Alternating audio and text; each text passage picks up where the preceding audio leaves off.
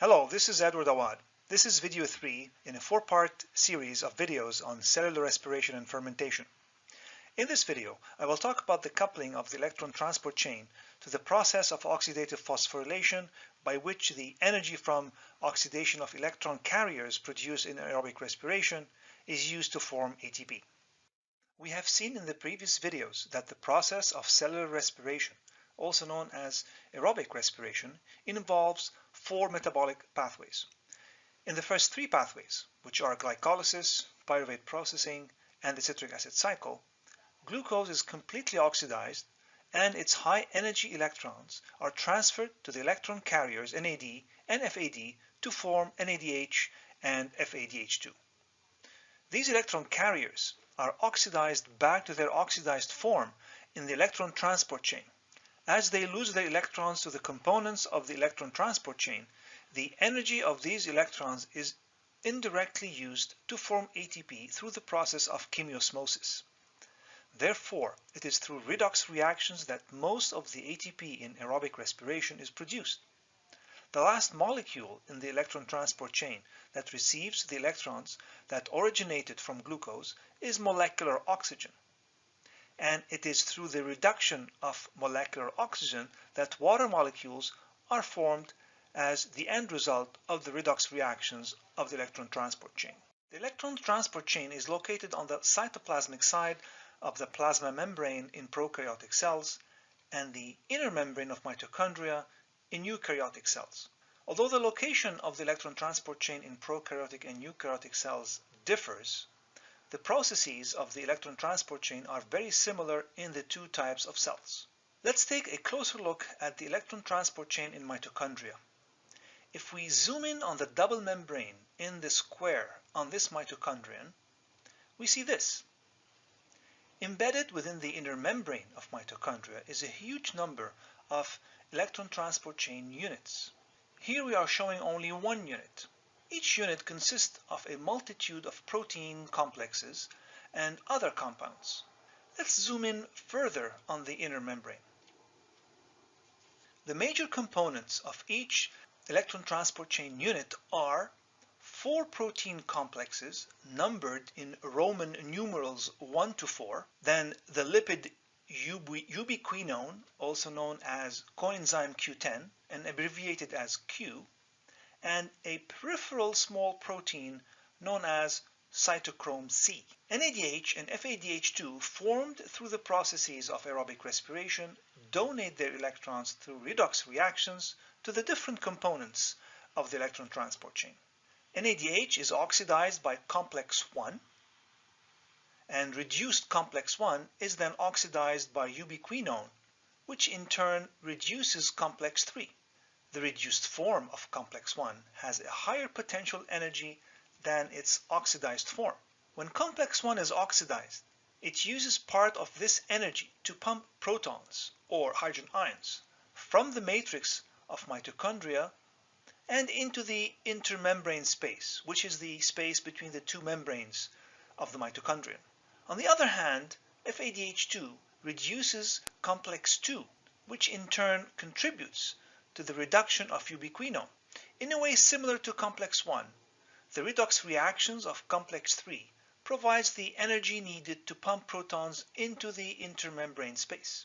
Reduced complex 3 then acts as a reducing agent for cytochrome C, which in turn reduces complex 4. And finally, complex 4 passes the electrons to molecular oxygen, thus resulting in the formation of H2O, and that's why oxygen is considered as the final electron acceptor in aerobic respiration. Complex 4 pumps more protons into the intermembrane space of mitochondria as it becomes reduced. When we look at the free energy change as NADH and FADH2 get oxidized by the electron transport chain, under normal conditions, there is a drop of about 53 kilocalories per mole in potential energy as the electrons are transferred from NADH to oxygen. For FADH2, the drop is a bit smaller, in the order of about 47 kilocalories per mole. This free energy is used to drive the pumping of protons from the matrix into the intermembrane space. The active pumping of protons into the intermembrane space results in a difference in electric charge across the inner mitochondrial membrane. The concentration of hydrogen ions in the intermembrane space becomes way higher than the matrix, and therefore the mitochondrial matrix becomes more negative than the intermembrane space. The generation of the concentration gradient and electric charge difference, or what we call an electrochemical gradient, represents a source of potential energy which is known as the proton motive force. This proton motive force is analogous to the accumulation of water behind a dam. The stored water behind the dam constitutes a source of potential energy. Engineers can control the flow of water through turbines in the dam, and in this way they convert kinetic energy into electric energy. In a way, the proton motive force is similar to a battery. The charge difference in a battery drives the flow of electrons to discharge the battery. This happens when the negative pole of the battery is connected to the positive pole. Similarly, the proton motive force tends to drive the protons across the inner mitochondrial membrane from the intermembrane space, where protons are more concentrated, to the matrix, which is less positive and where the proton concentration is much smaller. But there is a problem. The inner membrane of mitochondria is impermeable to protons, and therefore the potential energy of the proton motive force cannot be discharged by simple diffusion of the protons across the membrane. Diffusion of protons is allowed through special units of a protein complex embedded along the inner membrane of mitochondria. This protein complex is known as Atp Synthase. The complex consists of two components called F0 unit and F1 unit. F0 unit consists of a transmembrane protein complex that forms a proton or hydrogen ion channel, while the F1 unit consists of 6 subunits arranged like the segments of an orange around a central polypeptide that is connected to the F0 unit. The F1 unit is responsible for the formation of ATP from ADP and inorganic phosphates. When hydrogen ions diffuse through the F0 unit, the potential energy of the proton motive force is converted to kinetic energy, causing the central polypeptide to rotate in a way similar to a turbine of a hydroelectric dam. In a way, the central polypeptide unit acts as a rotor. When it rotates, it transfers the energy to the catalytic site of the F1 unit, thus resulting in the synthesis of ATP.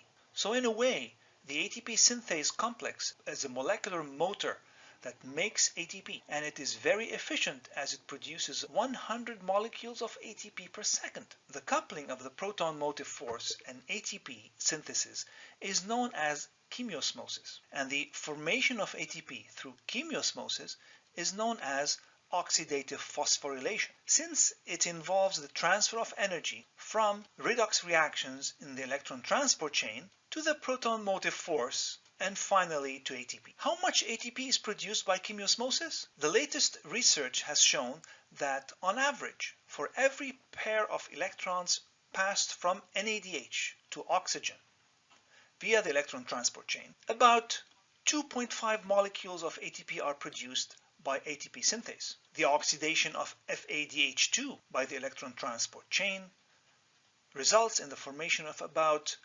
1.5 molecules of ATP. Why don't you stop the video right now and try to calculate the total number of ATP molecules produced by oxidative phosphorylation from the complete oxidation of one molecule of glucose.